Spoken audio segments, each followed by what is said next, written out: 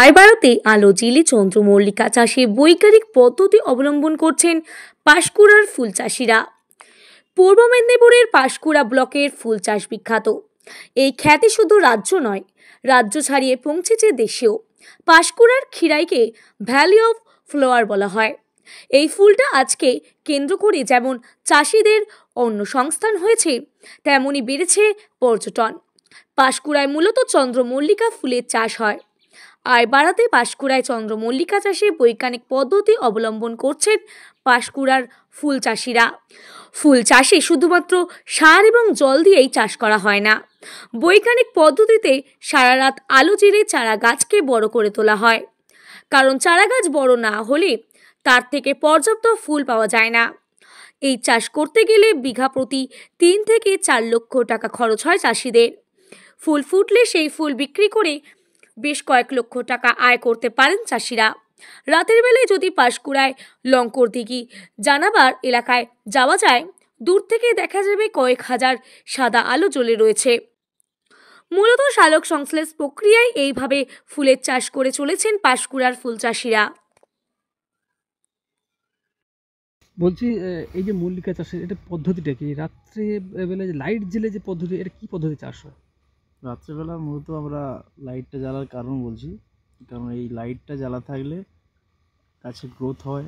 রাত্রেবেলাও খাবার যেমন খায়, দিনের বেলাও খায়, ঠিক আছে, যাতে গাছটা গঠনটা ভালো থাকে, ফুল আসে না, দেরি করে ফুল আসে। লাইট বন্ধ করার মিনিমাম 45 দিন পরে আমরা ফুলটা পেতে পারি। টাইম অনুযায়ী খুলে দিলে তাহলে আমরা মার্কেটটাও সেভাবে ধরতে পারি। হ্যাঁ, এই মূলত লাইট এই কারণেই দেওয়া হয়, যাতে গাছের গ্রোথ এবং ফুলটাও আমরা টাইমে পাই। মানে একটা সালোক সংশ্লেষ প্রক্রিয়ার মাধ্যমেই এটা কি তৈরি হয় লাইটের জন্য? সালোক সংশ্লেষ মানে দুপুরেও খেতে পারবে, ও মানে দিনের বেলাও খেতে পারবে আর রাত্রেও খেতে পারবে, এরকম ব্যাপার আছে। এই যে চাষ হয়, এটার মানে ফলন কীরকম হয়? খরচ দেখুন, আমাদের কাঠাপ্রতি এখন মিনিমাম খরচ আছে 10,000 টাকা খরচা আছে। কারণ লাইট, বাতাস, সার, চারা মূলত আমরা বাইরে থেকে চারাগুলো নিয়ে আসতে হয়। এবার চারা কখনো 3 টাকা পিস হয়ে যায়, কখনো 2 টাকা, আবার কখনো 50 পয়সা, যেরকম বাজার চাহিদা থাকে সেই হিসাবে আমরা পাই চারাটা, ঠিক আছে। আনুমানিক 10,000 টাকা তো খরচা আছেই। লাভ বাজারের উপর ডিপেন্ড করে ওটা, কারণ বাজারে কখনো বিক্রি ভালো থাকলে, মানে টান থাকলে, তাহলে আমরা পাই কিছু লাভাংশ দেখতে পাই। আর যদি না হয়, তো বাজার যদি খারাপ হয়, তখন প্রচুর ক্ষতির সম্মুখীন হতে হয়। একটা জিনিস দেখা যায় যে বিভিন্ন জায়গায় পেটি করে এটা বাইরের দেশে বাইরে যাচ্ছে, কোথায় কোথায়? বাইরের শহরে, যেমন আমাদের মুম্বাই, দিল্লি, হায়দ্রাবাদ বা আরও অন্যান্য জায়গায়, আমরা উড়িষ্যা, আরও অনেক জায়গা আছে যেগুলো জয়পুর এসব পাঠানো হয়, রাজস্থান। হ্যাঁ, এগুলো আমরা পার্সেল করে এখান থেকে, বাড়ি থেকেই পাইকাররা বাড়ির মধ্যেই আসে, এখান থেকে ওরা কেটে পেটি করে নিয়ে চলে যায়। এই যে চন্দ্রমল্লিকা, এই চন্দ্রমল্লিকাটা কত প্রকারের আছে? হলুদ আছে, আর একটা সাদা আছে, এবং এর ছোটো জাতও কিছু আছে, যেগুলো যেমন বাতাসা বা আরও আছে, যেমন ওটা বিভিন্ন প্রকৃতির বিভিন্ন কালারিং।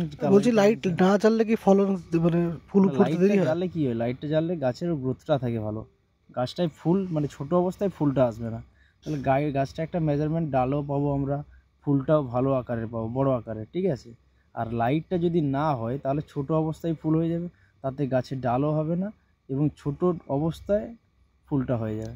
আর এটা হচ্ছে লাইট আরেকটা মূলত কারণ, আমরা বাজার ডিপেন্ড, মানে যেটা আমরা ধরুন আমরা একটা মার্কেটে নিয়ে যাব, এই লগন আছে, ঠিক আছে, এই লগনে আমরা ভাবছি এটা আমি 1 জানুয়ারি তুলবো ফুলটা, তাহলে 1 জানুয়ারির আগে আমি যদি 45 দিন আগে যদি আমি লাইটটা বন্ধ করে দিই, তাহলে সেই টাইমের মধ্যে আমরা ফুলটা বাজারের মধ্যে নিয়ে আসতে পারবো, তাতে আমরা মার্কেটে একটা ভালো পেতে পারি, এই আশা রেখে লাইটগুলো দেওয়া হয়। আর পাঁশকুড়ায় তো বন্যার ফলে তো অনেকটা ডুবেছিল, সেই জায়গায় কীভাবে রিকভার করছেন? দেখুন, এই বন্যা হয়ে যাওয়ার পরে আমাদের প্রচণ্ড পরিমাণ ক্ষতি হয়েছে, ঠিক আছে। প্রথমত আমরা অনেক টাকা দিয়ে চারা লাগিয়েছিলাম, সেগুলো তো সব নষ্ট হয়ে গেছে, আবার ঘুরে আমরা চারা আবার লাগিয়েছি।